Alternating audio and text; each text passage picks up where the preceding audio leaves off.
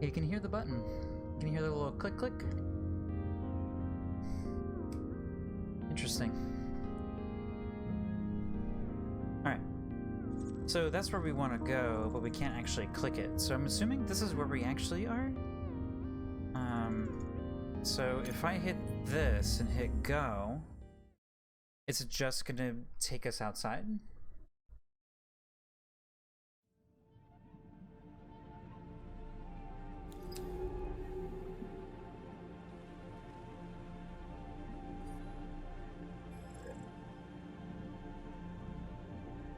Okay, so if we pick the central version, is it going to take us? I'm assuming it's going to take us to the same place. Our lady isn't talking. All right, so I'm going to hit that because that's closest to where we want to go, right? I don't know.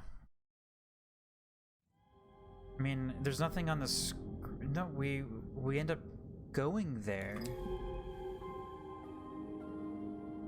Okay. So there's no like overall map to follow unless you're in a way station. Okay. What's that? This looks like crash thing. Yeah, metal debris. Oh. Is she gonna talk? No, she's not gonna talk. Okay. Metal debris. It looks like Monet has had to salvage parts of the base to build what she needed to survive. She must have been here many months before I arrived.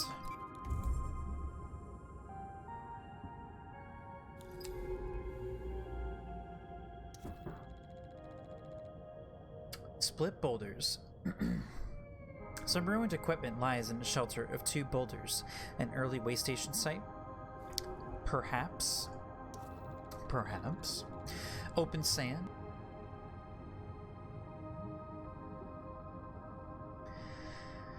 This western side of the fingertip becomes increasingly enclosed by rocky outcrops as it leads towards the shallower water. Okay. Let's beeline right to the location we're interested in. Our samples are still filled to the brim. Open sand. Across the sand, I can see the faint shapes of some stalk colonies rising up in ordered structures. Look like that. Rose. I don't know what I said. Glittering stalk. At the edge of the strange terraces of this underwater forest, this stalk sits like a sentry, armed with a coating of bubbles.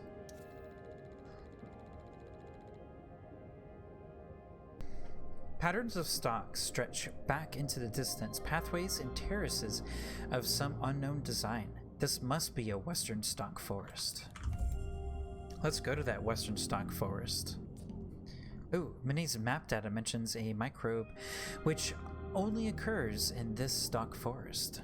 If we can find 4 healthy colonies, it will make this ideal basis for propulsion systems. Fuel cell. Is this our ideal candidate? Unlike in the southern reef, the stalks here are ordered in curving rows, tightly packed and evenly spaced. Alright, let's head there. Oh. Alright, soothe, shrill. Okay, shrill will make him go away. I'm not sure what this thing does, I kind of forgot. But I guess we'll go ahead and waste this. I say waste just because I don't know if it's going to really be valued. Alright.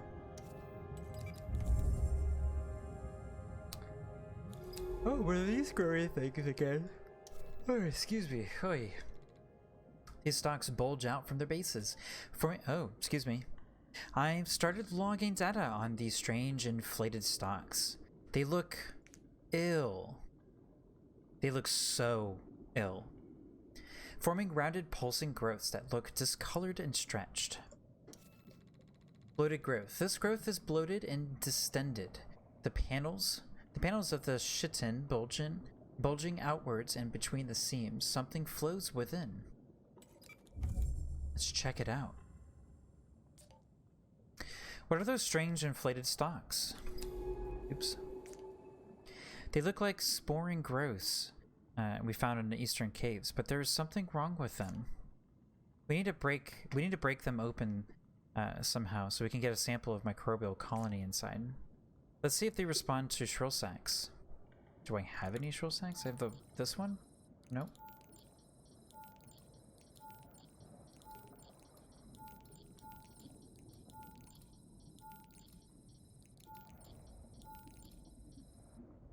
Okay. Is there a shrill stalk anywhere? Another of the reef's tall stalks, dotted with translucent bubbles. Stalk pathway. Today west?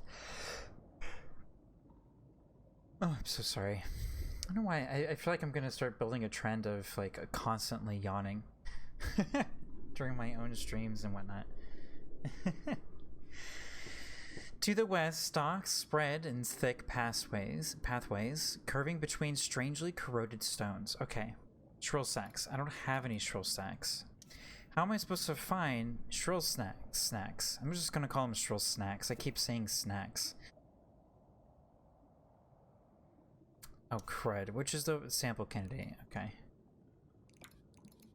We have to actually get the thing open. Oh my god. What's wrong with me? Coffee up. Alright, so I'm pretty sure this is not the shrill sac. But it could be.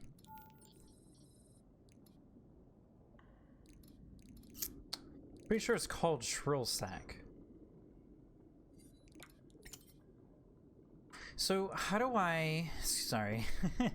It's a very abrupt screen to randomly go to. So how do we get stuff? What's the process in order to actually get stuff? Okay, there's a sample here. What is this? Oh, a shrill sac. Okay. My hope is exactly what happens. My hope is that if you need something, something will be around near you for you to actually get. You know, if you need something in order to do something, there's going to be something available somewhere.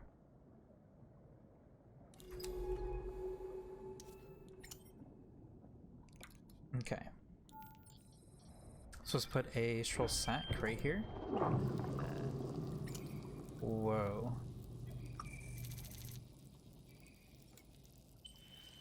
The game has been helping us along quite a bit so far. Spark colony. We've got one, but the clouds of microbes these stalks release are incredibly toxic. The suit is having to flush its vents with oxygen to protect me. We've lost a lot of reserve oxygen. We're going to need to be fast when sampling these bloats. Let's get another three colonies. But be careful, I don't want to run out of oxygen out here.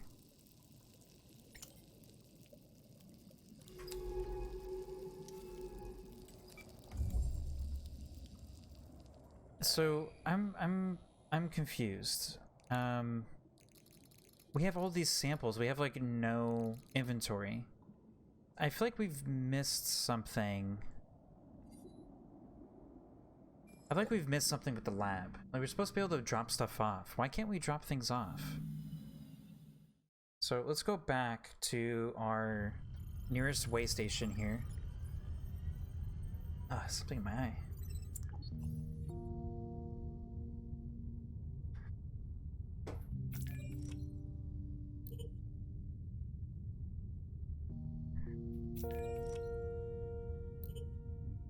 Oh.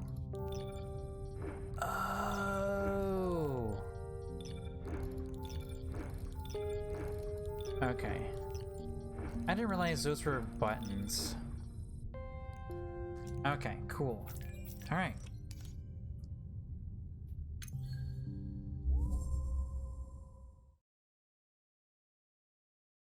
Cool. Learning, we're learning. Oh, now we can do sample stuff. Alright, let's get, sorry. Alright, let's head back to where we were. Let's get those samples and return back to base. Now that we know we can also use this terminal anywhere. I didn't realize that we could use it anywhere. That's okay. Let's zoom in. Let's get real close here. Let's get real close.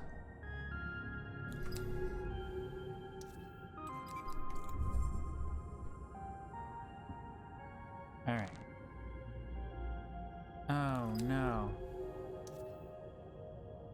Edges.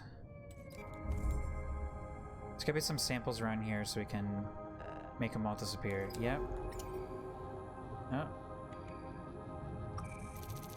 Shrill.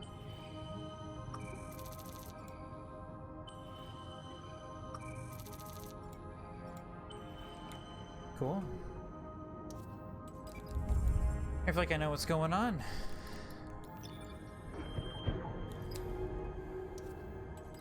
Look at this. Look at this. We're just trucking along here. All right.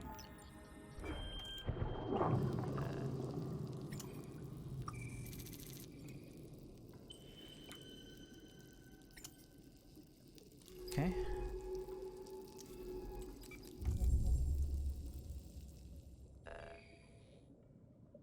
Grab a few more of these shrill sacks. Okay, can I move these? Can I move? Yep. No. Yep. No. All right. Cool. It's like a thing. Stock pathway. As they curve south, the stalks meet the rising wall of rock, which shelters the southern reef. Stock pathway. To the west, the stalks spread in thick pathways, curving between strangely corroded stones. Let's go there. Let's see if there's a bubbly thingy over here. Bloated stalk. The membrane of these stalks is thin enough to be translucent in areas, stretched to breaking point by whatever is inside. That's gross. Stalk pathway. These curving avenues of stalks seem to mark a loose perimeter around each bloated growth. Why? Okay. Okay. So we can't go there. Man, we need so many of these things. Grab a few more. Then we can head to there. More samples. Clamp. You clamp 1, clamp 2, and grab it. Grab it. Pop it. Do. Alright. Let's go there.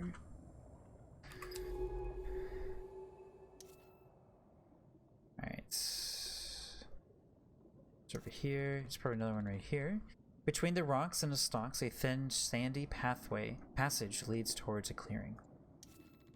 Glittering stalk. Sample candidate sat silently among the terraces. The stalk bristles with bubbles waiting to breach at the first sign of a predator. We are that predator.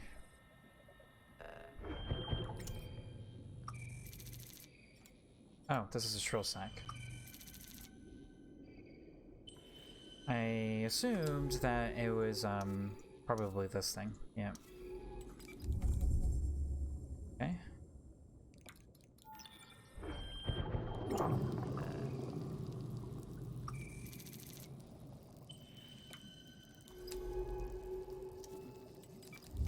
Go.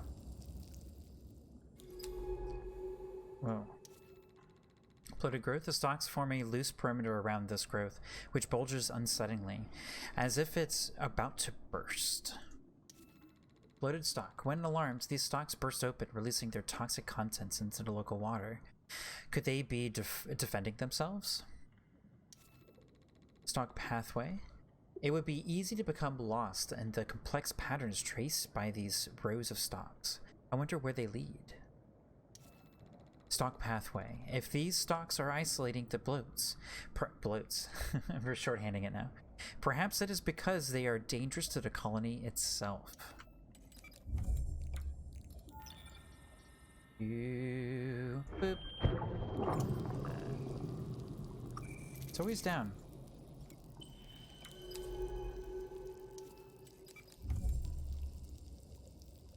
Oh, we're still in range.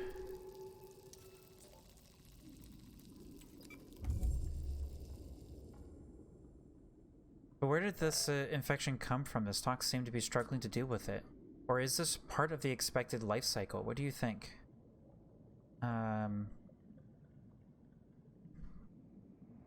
No.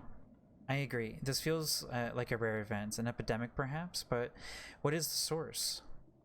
Either way, let's bring these back to the base as soon as we can. We can analyze these samples there. Call in the pickup. No, I'm not done yet. What's this? Colony's edge. To the west stands the final pathway of stocks before the colony feeds out into the sand and rock. Alright, fine. Oh wait, there's a sample here. What's this? Troll sack? Alright. We don't need more troll sacks. Snacks. We don't need any more troll snacks. We have enough snacks here. Plenty of snacks.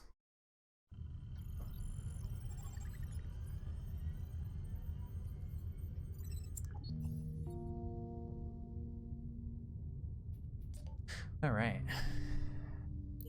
Let's stow away some of these samples here. Now we actually have some troll snacks. Are you ready to get back to work? Oh yes, great, because I've had a very productive few hours. I've been working on that propulsion system.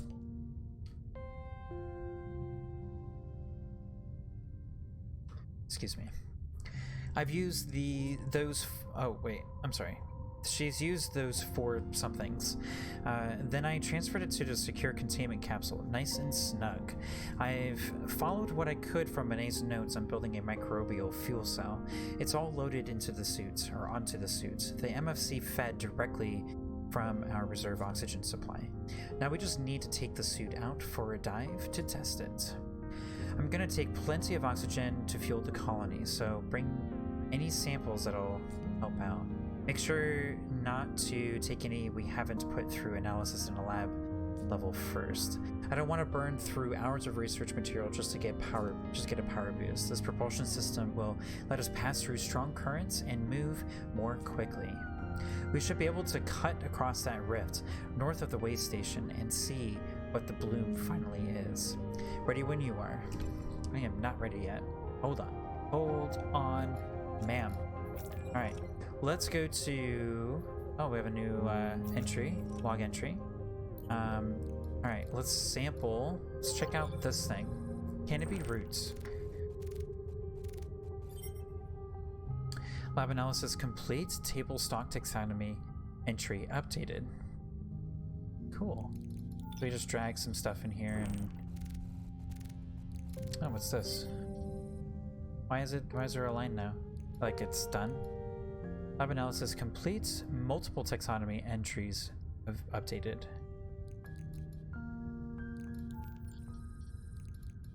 Oh, I see. This is the output from this thing. This is from this. Okay.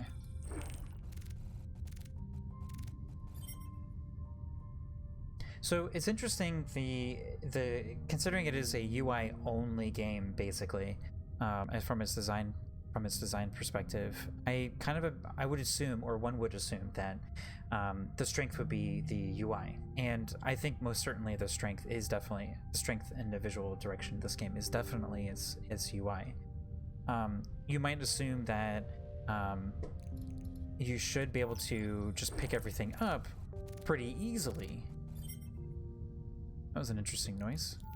And you wouldn't have like any downtime or anything like that, but you know, there's a few further analysis possible. Oh, interesting. Taxonomy entry updated, so we can continue doing analysis on things. Some things require multiple samples.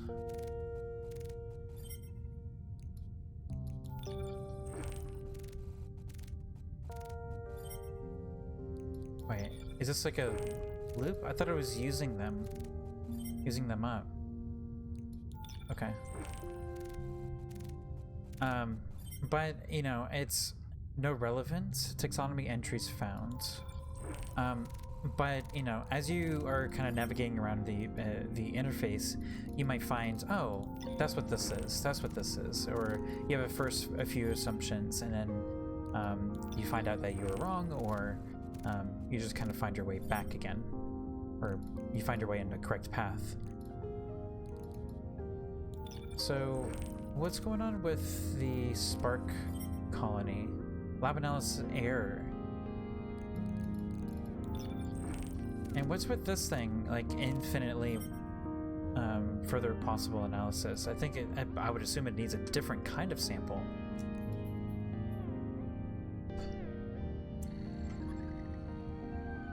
Alright, so Arthropelta, stock scraper. Oh, we learned about its behavior. Okay, stock scrapers. Analysis of stock bark shows that it is chitin-based as suspected, containing glucose and high levels of polysaccharide. Well, hold on. Polysaccharides. Polysaccharides.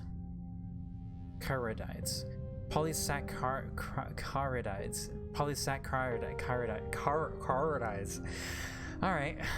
I think that's our best there. This makes it an ideal food source for the scrapers, but not only this, it makes stalk membrane a vital substance for lichen scraper shell formation. The more stalk membrane consumed, the larger and thicker a scraper shell will become, which explains the variance in scraper shell size and translucency. Going further, shells may also be markers of a stalk scraper's importance within the community. A larger shells means a more effective grazer, and therefore a more preferable partner. Further analysis of scraper shells is needed to continue this line of inquiry. No theories, no sketches. Ooh, I can't wait for sketches. Okay. Fungi Navi. Collodia. Alright, we tried. We've read most of this stuff here. It doesn't have a little dot, so we have clicked it. Alright, so reef stalks. Analysis of stalk spores has revealed a rich cocktail of compounds unique to each spore, some of which are previously unknown to human chemistry. This aspect of the spores and their noticeable exchange between colonies of stalks suggests that these chemical cocktails are part of an information exchange network. I just noticed sketches there. I am so excited to see that.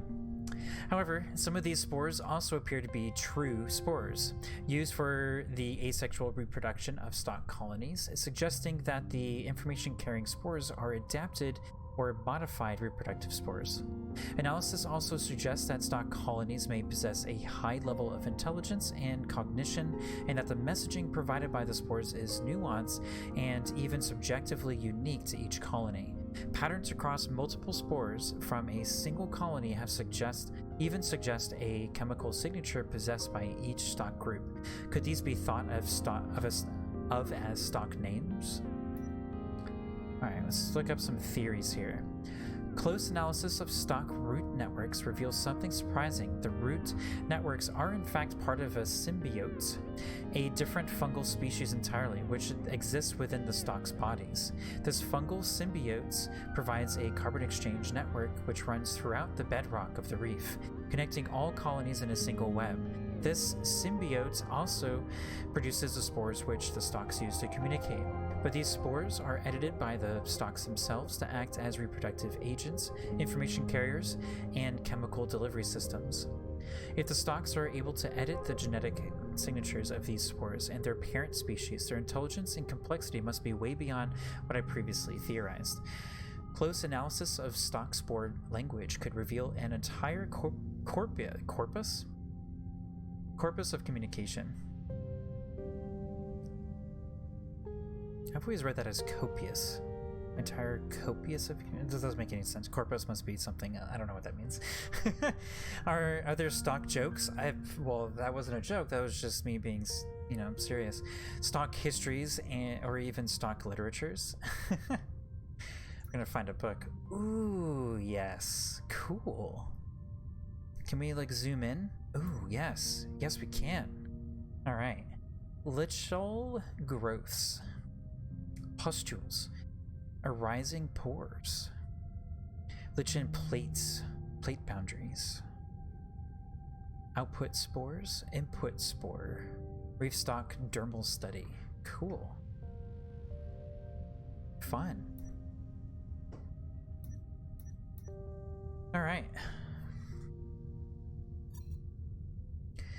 Plante Novi. Wait, what are we missing? Oh, this is the menu I was trying to get to before. Alright. Sing stock.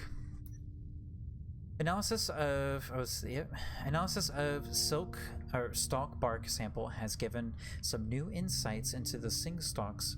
Their entire biology is composed into the chitin plates that surround each specimen. They are completely hollow. In fact, rather than being a single large stalk, sing stalks are actually many spirally entwined stalks which weave together to form a pillar-like shell. The scraping of these stalks as they move against one another produces the stalk's harmonic hum, which may not be a form of communication with other colonies as first thought, and instead a kind of internal metronome. They're there to synchronize the movements of each individual stalk within the weave of stalks. But if the sing stalks are the bark that surrounds them, this brings with a new question. What do sing stalks contain? Further analysis is needed.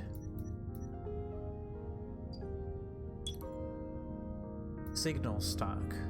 Shrill sac laboratory analysis shows that they are formed from a coating of mucus sealed around a pressurized mix of oxygen and carbon dioxide. The oxygen shows that the signal stalks are able to absorb oxygen from their surroundings, perhaps through their large pores.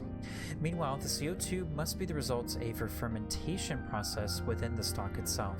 This suggests the presence of a fungal symbiote similar to yeast within the stalk, and the possible production of ethanol as a byproduct of this process, though a tissue sample will be necessary to confirm this.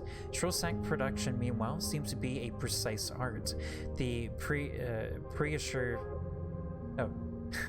pressurization, pressurization, gas mix, and size of each shrill sac can differ from stalk to stalk, meaning that warnings can be directed to particular colonies and even individual stalks if necessary. Table stalk. So this is a newer one. Pale yellow canopies formed from many stalks entwined together, which reach impressive heights. Table stalks are part of the reef's many interlocking species of stalks, though these individuals can only be found in the eastern reef. There, they tower over the other creatures, providing dappled shade for the life that grows around them. One of the notable features of table stalks is the rhythmic opening and clothing of their pores, which provides a steady flow of water beneath the canopies. This seems to be highly beneficial to the growth of other species, with most table stalks being surrounded by many types of stalks and other species entirely. Also notable are the ball-shaped growths of differing sizes which sit high in the table stalk canopies. Sampling these might help us understand table stalks better. I would love to sample more. Alright, let's check out the behavior of table stalks here. Analysis of a table stalk root shows a number of minerals not associated with stalk growth being extracted from the bedrock. Do the table stalks need these minerals to survive, or are they using them for some sort of purpose, some sort of other purpose? A cross-section of the root shows a central chamber typical of the carbon filter or transfer system seen in other stalks, but unlike those stalks, table stalks have many subsidiary chambers, like a bundle of wires, each carrying a particular cocktail of mineral compounds. These secondary roots are not drawing up large amounts of these materials, but just traces. But why? Perhaps there is some connection to these growths in the upper canopies of the table stalks.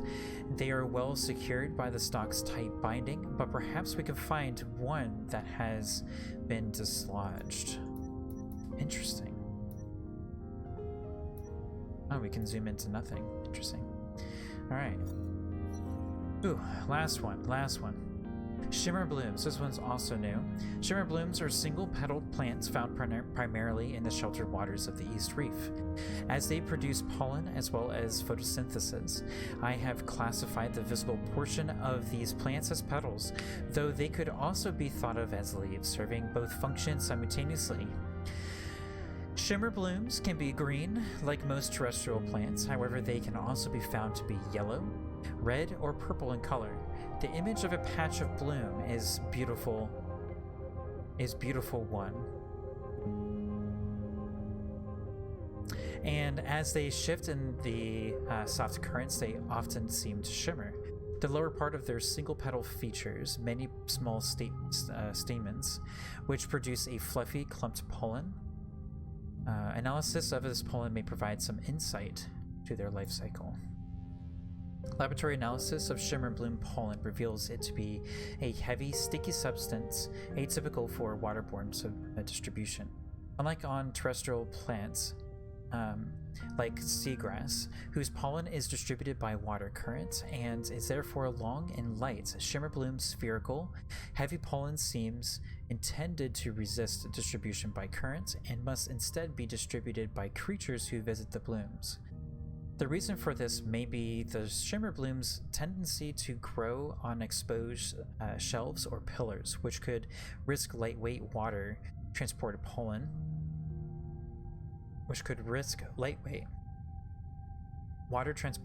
being sucked into the deep ocean rather than being distributed to viable sites. By relying on creature transport, bloom pollen has a better chance of reaching another sunlit shelf or pillar. What more sketches? Alright, maybe we can just make sketches. Cool. Alright. Let's check out her update here. Over the few years since I've tried not to dwell on what happened in Kepler 62f, but living here, wait, we read that part. Why does this say this is new? This isn't new. Empty, what has she done? I'm trying hard to reconcile me. Whatever. Maybe it just came back. Whew. Alright, so now we have to go up there, so let's go ahead and head out of this way station. Oof, oof, oof.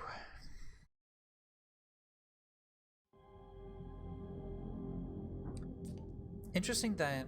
Okay, hold on. Okay, so you'll find the controls and the utilities where sampling and everything else is. Once you've found the propulsion system, let's try it out, but remember it uses oxygen. Be careful.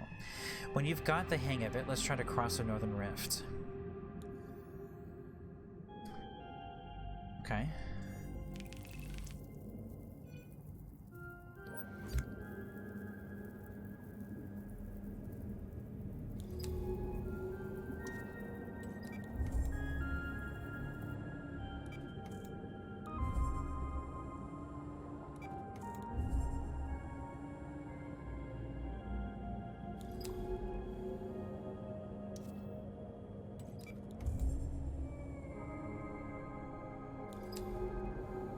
So what makes it auto-connect? Oops. And... like, why... Oh... Oh, we are learning! Look at this learning that's happening right now. Oh my goodness. And we can scan whenever we want. Oh, now I understand why I would want control. Oh my goodness. Alright. Mind blown. We have done it. Okay.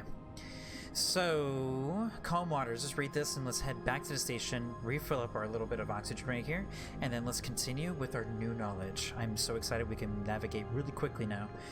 The Central Reef way station lies within a bubble of calm, but just to its north, a massive rift brings strong currents through the rift. Alright, reef. Oh, this way.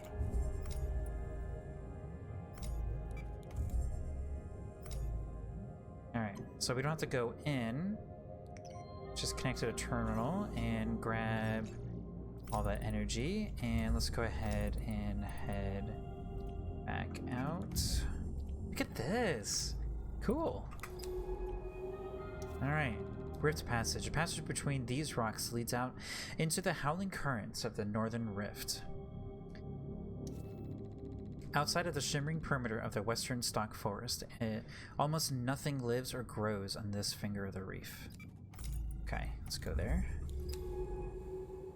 Look at that. We can like start doing stuff early. The Northern Rift is the largest of the cuts into the central reef. Crossing it without some way of navigating its currents would be suicide. Whoa. Alright. Strong currents. Impressive. This split in the shelf is incredibly wide and deep. Okay, well here goes nothing. Start up the propulsion system and let's cross. Strong currents. Flecks of spores and other organic material whip past in the current, dragging into the dense stock patches in the west. Alright, let's fuel it up. Okay. Oops.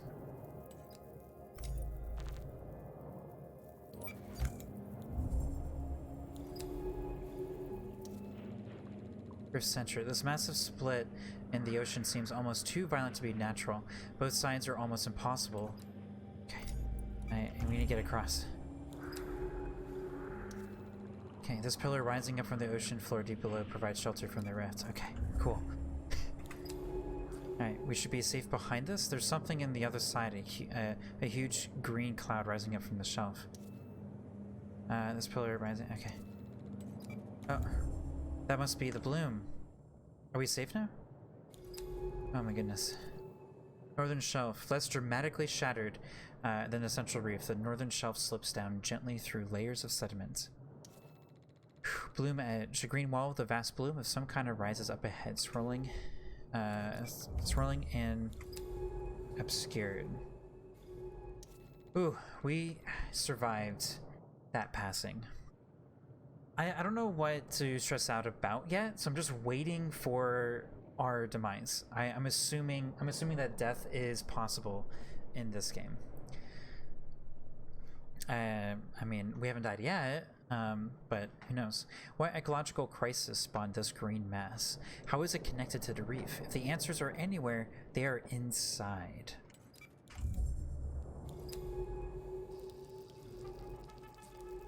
Oh no, the water inside is totally anoxic. The suit's rebreather can't function. We'll have to run on reserve oxygen while we're inside this place. This music. Strange rocks, bulbous and shiny, these formations sit under a coating of green filaments and growths. We have to read very quickly. These pale, delicate, or almost bone white against the covered green bloom. Filter can. These fans seem to be regenerating the water and start logging notes. They should be useful. There's life still hanging on the inside of this toxic bloom, creating life zone. Oh, safe zones in order to thrive. The water here is both highly... oh, hold on. Perhaps these creatures can help us learn how to exist in these toxic conditions. Let's take some samples and see what effects they have on the bloom when we deploy them.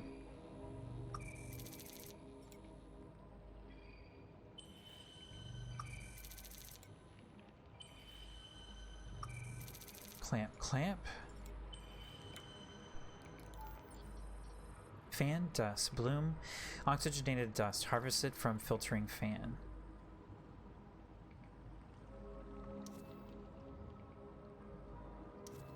Alright, filtering fan. These fans sit among the shards of rock, trembling in cylindrical... Wait, hold on. Cyclical currents. Cyclical? I think it's cyclical. Cyclical currents of the bloom. There's no more samples here. Okay. Pale fan. Occasionally this fan shivers, releasing a flurry of green growths that have gathered among its gossamer spines. Ooh.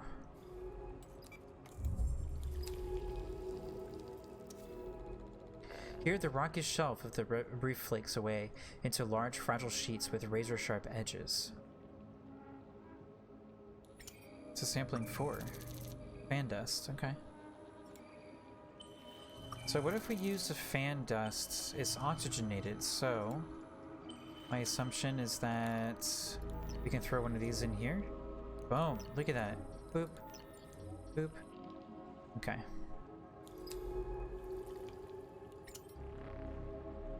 Wonder if it'll replenish eventually. Oh, bivalve creature. I'm assuming she's gonna say something. There's some kind of shelled creature hiding in the silt over there. We need to figure out how to tempt it out of its burrow. Perhaps a sample from elsewhere in the bloom, something that reacts with microbial growth itself. Alright. This bronze shell sits half buried in the sand. What creature lives inside it, and how can we tempt it out? Silt drift. A rise of silver silt fills the depression created by the corroded rock shelf. The tip of a shell pokes above it. Is that an eye? Ooh, ominous. Toxic waters. Away from the rock outcrops and fans invisibly in the bloom falls to near zero. What's this over here? Rock sheets. Here, the rocky shelf of the reef flakes away with large fragile sheets with razor-sharp edges. Let's go right next to the creature. See what happens. Nothing. Oh wait, we can't stay here. The shattered rocks catch microbial strings drifting in the water, draping themselves in a sifting web of hair.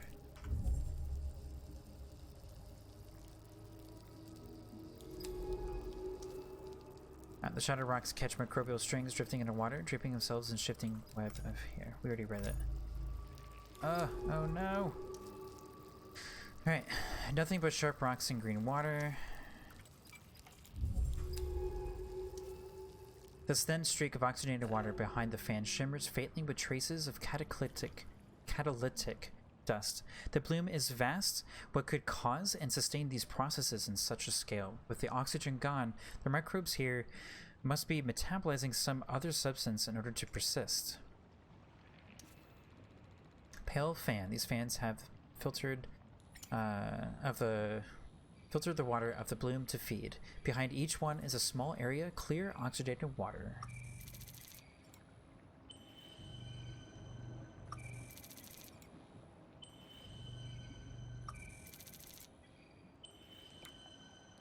Okay. Let's grab a few more here. Alright, let's check out where we can go. Green storm. To the north, the bloom whips around in cycles of heavy growth, like a thunderhead forming. Eaten away by the bloom, this outcrop is marked with a patina of tiny holes. Silt has gathered around the base of this wide outcrop, and the signatures of life forms buried within can be detected. Bivalve creature. These creatures bury themselves to hide from the bloom's toxicity, making them one of the new life forms that can survive the bloom.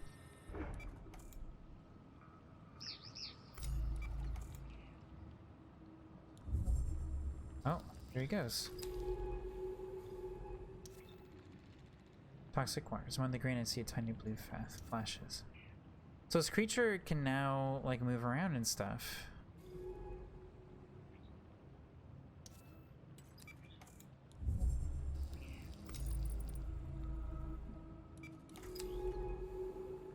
Guess there's nothing else out here.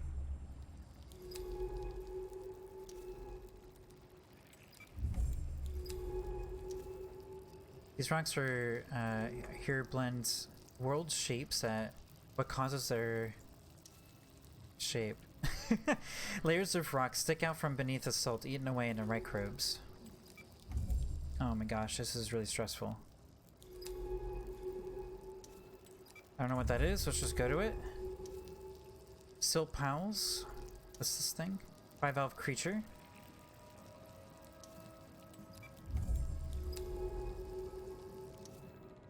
Toxic waters.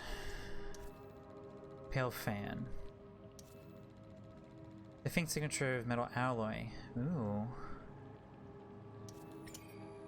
Alright, let's grab some more oxygen. We definitely could use a bit of it.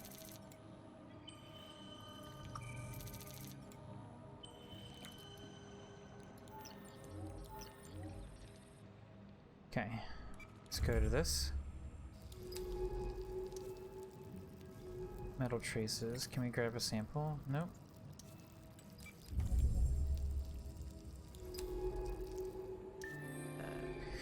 New species.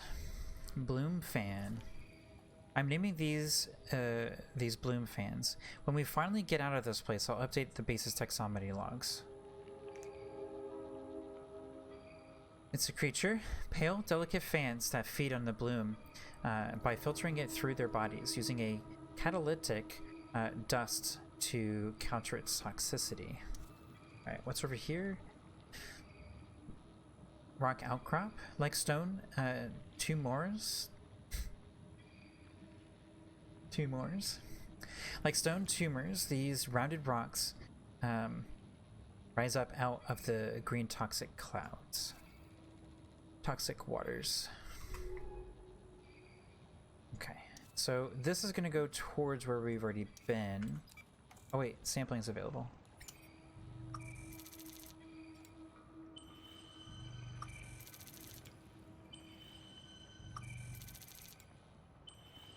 Nailed it. Oh, I'm so good at collecting samples right now. Okay. Let's head over here.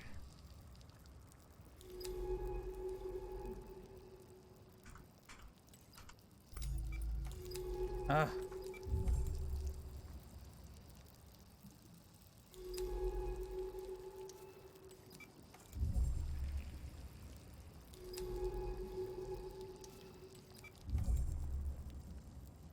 Just gonna keep going.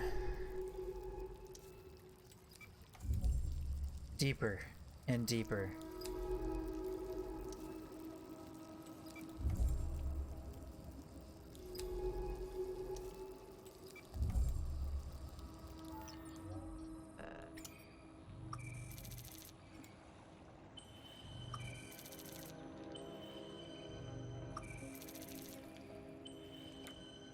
Cool.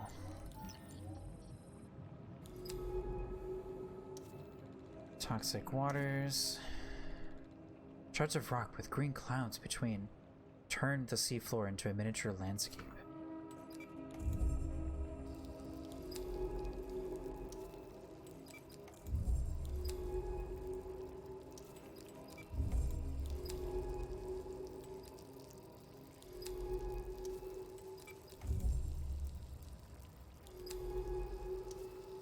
Bivalve creature. When these are fed directly in microbial growth. Okay. Oops. Oh, there's a way station out here. Look at us. We weren't even told to do this.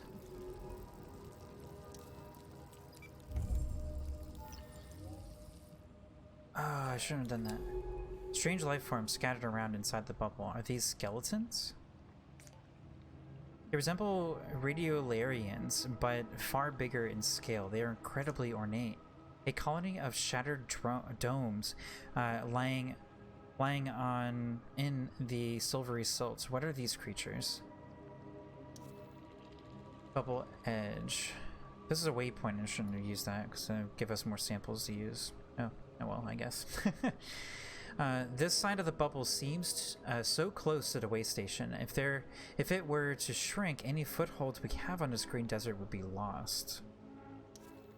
Way station. It must have been a struggle to assemble the metallic cage of this way station so deep in the bloom.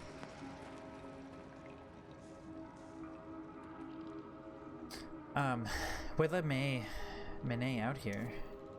Crystal cylinders.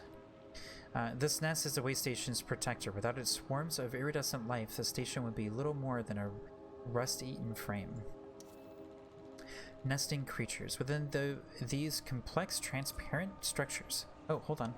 These swarms of bright creatures provide vital life or safe zones in the bloom. Let's start logging data on them.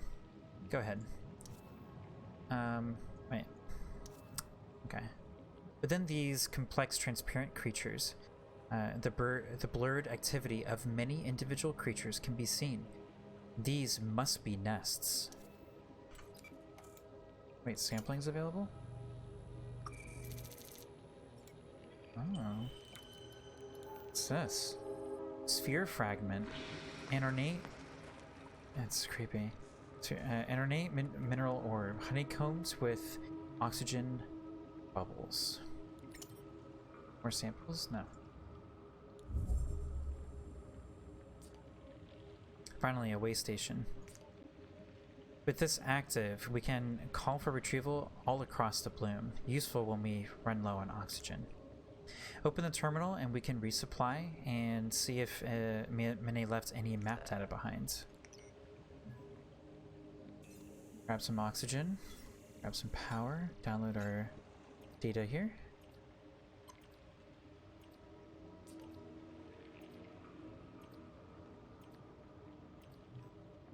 Okay, I've got her logs here. A lot of trips back and forth between here and a laboratory. That means she must have set up a remote lab somewhere deeper in the bloom. She spent months making trips to it, ferrying some materials from elsewhere in the bloom to there. She was studying something important to her. We have to find that lab. I'll log the coordinates in the dive map when we get back to the base.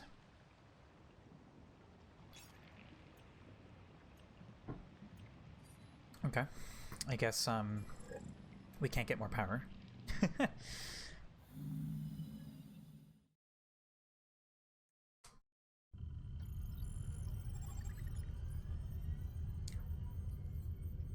We've been down for 3.5 hours. Hey, you back with me? Yep, good. I wanted to ask you about the bloom. Okay. I've been trying to understand what's causing it. It seems unlikely that we're looking at a stable ecosystem, and it has to be a unique event. And yet creatures have rapidly and effectively adapted to these conditions. How is that possible? There's something we aren't seeing, something Mine was investigating too. Do you think she knows something we don't? Yes, she has to. Maybe she's held up in a lab mentioned in a map data, waiting for us. Let's find that lab. Okay, let's bring some of these samples over. Okay, cool. Let's check out our samples. This is fan dust, bloom, right? Entry updated, cool. Wait, we already did this one? How did we already do this one? I must have stuck it in there by mistake. Alright. And this one still doesn't want to get scanned. Okay. Let's get through some taxonomy. Alright. Bloom fan. Our observations. Bloom fans are delicate and pale fan-shaped creatures that filter the toxic microbes of the bloom. As tall as a human and with a wide span of pale spines that form a feather-like shape, they are instantly recognizable in the green clouded water, the green clouded water of the bloom. Anchoring themselves into the sand with a central stem, the bloom fan's filtration leads to a small patch of oxygenated water on the leeward side of the fan. Bloom fans seem to be sensitive to currents, adjusting their angle for better catchment of microbial growth, and also can often be seen shivering in order to free their delicate filaments of bloom growth. How they contend with the high toxicity and deoxygenated waters of the bloom is unclear, but perhaps analysis of the dust that coats their spines may offer some clues. A close analysis of the fan dust, let's check out the behavior, yeah? A close analysis of the fan dust shows that the fans catalyze the bloom's microbes into massively increasing their oxygen production, to the point that the cells themselves are torn apart by the oxygen that bubbles out from within them. This is why bloom fans can be heard to be fizzing when in close proximity, and suggests that oxygen is the primary nutrient that the fans acquire from filtering. Increasingly, this analysis suggests that the bloom's microbes are oxygen producing by nature and may be a form of algae. It is only their sheer density blocking their access to sunlight, which means they no longer produce oxygen but instead choke and poison the ocean. Meanwhile, it seems unlikely that the fans live on oxygen alone. What other nutrient sources might bloom fans use to support themselves? Who knows? Oops.